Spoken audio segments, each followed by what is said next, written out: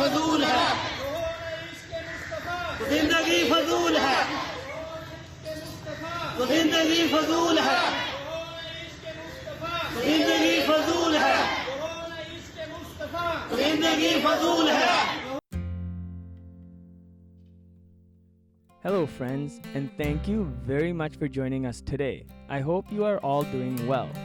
The video that we just saw happened on April 26, 2021, when a group of Muslim nurses of the Punjab Institute of Mental Health came into the church that is built inside of the hospital, and they desecrated the Holy Bible and other sacred items. When these nurses took over the church, they were reciting Naat, which are Islamic anthems, for hours in the church.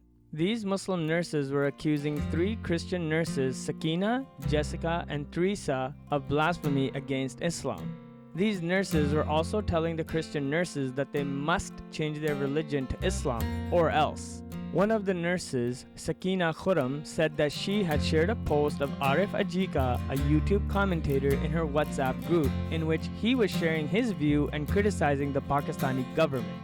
There was no blasphemous content in the video that was shared, and the other 2 nurses are accused of liking that post. Even though there was no blasphemous content in the post that was shared, it nevertheless made one of their Muslim colleagues very angry, who considered it blasphemous, and other staff members were riled up into protesting. This is a religious matter, so no one tried to find out the facts. Instead, a mob gathered around the hospital and assaulted the Christian nurses. Later on, hundreds of hospital staff members joined the protest to show their respect and devotion to Muhammad, and they were chanting slogans about sacrificing their lives in the respect and love of Muhammad. The 3 accused nurses stated that they had no option other than to flee the hospital to save their lives. Since that time, they have been hiding. One of the Christian nurses said that she is fearful for her life, and she and the other nurses have decided not to go back to their work in such a heightened, intolerant environment. She said they don't feel safe. It is dangerous, and they can be attacked by anyone at any time. According to some reports, after the involvement of Christian and Muslim religious leaders, the dispute was settled, and it has been agreed that none of the parties will issue further statements and also will not file police complaints against each other. But according to latest reports, the Muslim staff members are continuing their protests and demanding the termination of the nurses and for the chapel to be converted into a mosque. The Christian nurses have wisely gone on an extended leave and may never return to work, as things are never going to be the same for them ever again, and there will always be threats against their lives. Even though the dispute was settled and hopefully no charges are laid in the coming weeks, the Christian nurses' lives and the lives of their families are forever destroyed. If they are seen in the same hospital again, they will be killed. These Muslim nurses that took over the church in the hospital and desecrated the Holy Bible and other religious items, they faced no charges.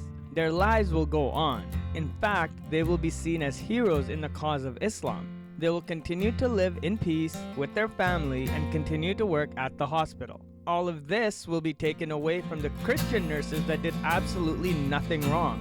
What these Muslim nurses did, should they not be charged with blasphemy under Pakistani blasphemy law? I mean, imagine if Christian nurses took over a mosque and started singing hymns for hours and telling Muslim nurses that they must convert or else. On top of that, demanding that the mosque that they are in must be converted to a church. We all know what would happen if Christians ever did this. But I would be interested in knowing your thoughts of what you think would happen if Christians ever took over a mosque like this. Please let me know in the comments below.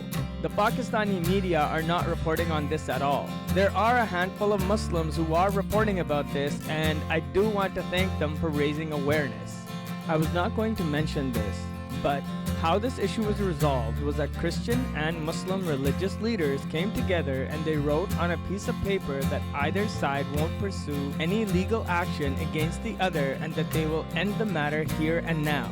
A matter such as this, where the lives of 3 families were destroyed, was settled by a few paragraphs on a piece of paper.